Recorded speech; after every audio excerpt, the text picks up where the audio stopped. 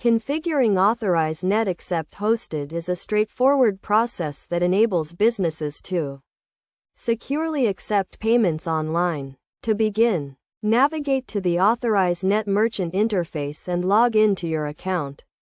First, click on the Settings option and select API credentials and keys.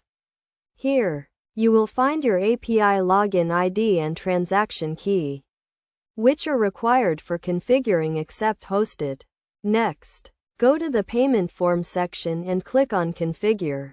Select Accept Hosted and choose the payment methods you want to offer, such as credit cards or e-checks. Now, you need to set up the payment form settings.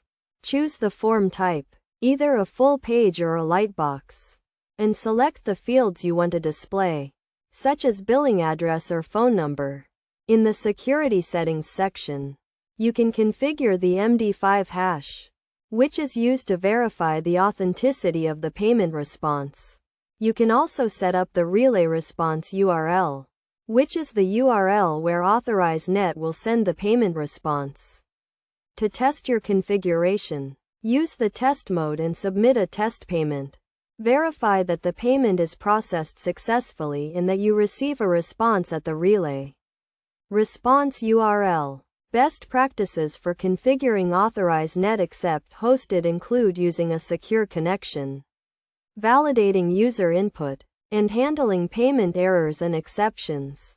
It is also essential to comply with payment card industry data security standards and to regularly update your API credentials and security settings.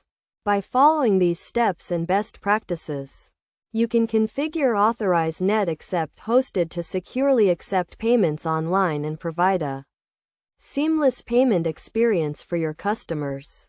Remember to thoroughly test your configuration and to monitor your payment processing for any issues or errors.